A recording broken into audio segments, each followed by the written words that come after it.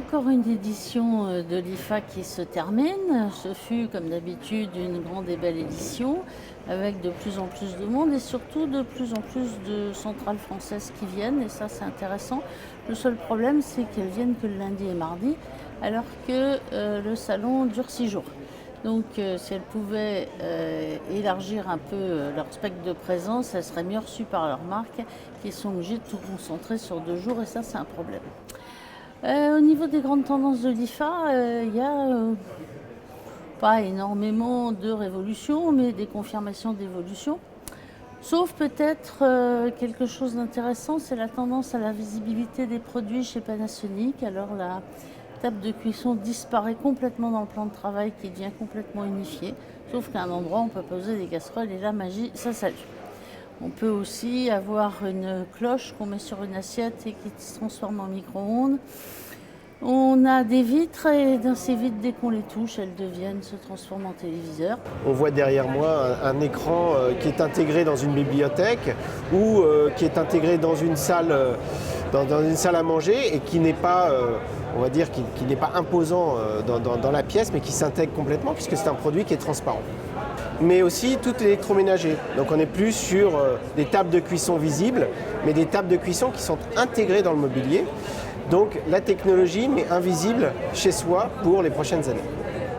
Donc tout ça donne un aspect un peu magique que garde toujours cette Fort de Berlin. Reste la catégorie reine, c'est quand même la télévision. Alors là, on a aussi des confirmations de tendance, des écrans qui s'agrandissent. Le produit que vous voyez derrière moi, le ZD9, qui est présenté ici en version 100 pouces. Donc 100 pouces, ça veut dire 2,54 m de diagonale, c'est assez exceptionnel. Et malgré sa taille, vous verrez une image d'une qualité exceptionnelle et sans aucun défaut. L'OLED qui se généralise mais qui est un peu en bataille avec le SUHD de Samsung. Je ne vais pas revenir sur l'intérêt de l'OLED qui a déjà été démontré depuis le début de la commercialisation de ce type de produit qui permet clairement par cette technologie d'améliorer les noirs, la profondeur des noirs, d'améliorer la qualité et l'étendue de la palette de couleurs.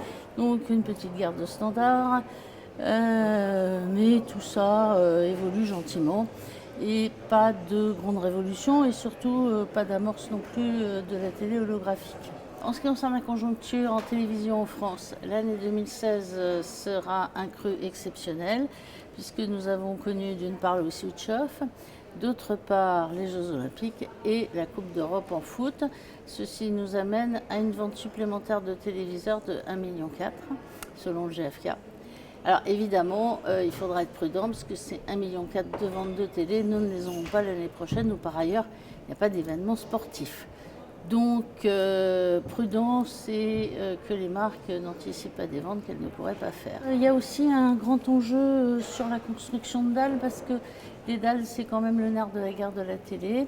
Et quand vous avez par exemple un groupe comme TCL qui investit 20 milliards de dollars, une paille, dans la construction de 2 usines de dalles, ils comptent vraiment prendre le leadership dans les années suivantes. Et pour l'instant, ils sont déjà numéro 3 mondial, ce qui est quand même pas mal.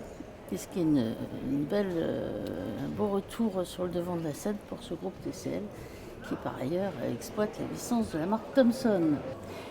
Parallèlement, il y a un grand mélange sur tout ce qui est licence de marque. Alors ça s'échange, ça se rachète.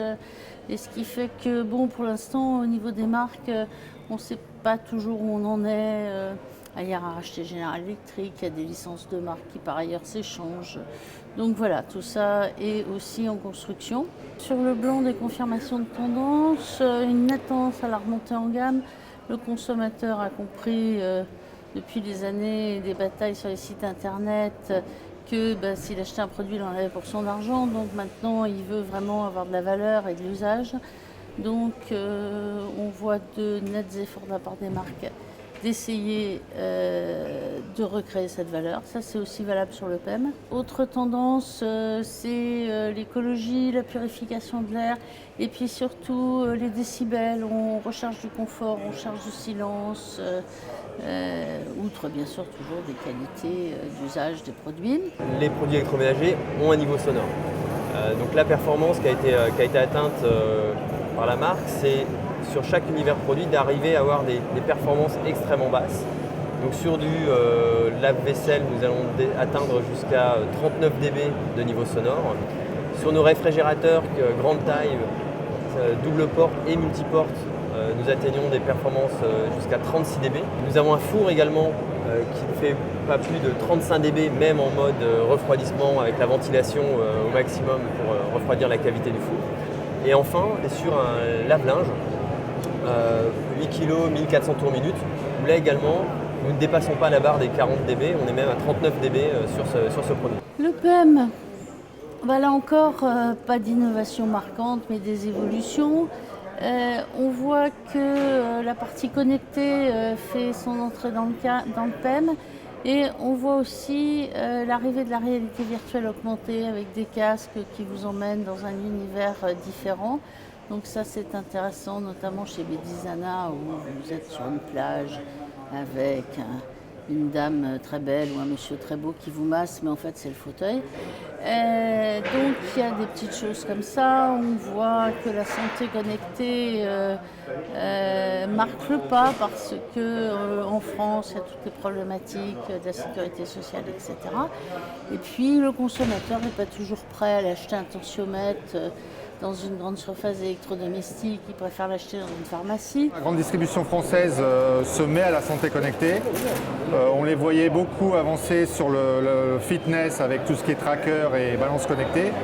On commence maintenant à référencer des nouveaux produits qui sont les tensiomètres et les oxymètres connectés qui permettent de mesurer la tension ou le taux d'oxygène dans le sang.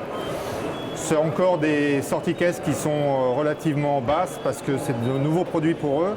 Et on se rend compte également qu'effectivement les clients finaux qui recherchent ce genre de produits ne vont pas forcément en grande distribution mais plutôt en pharmacie aujourd'hui.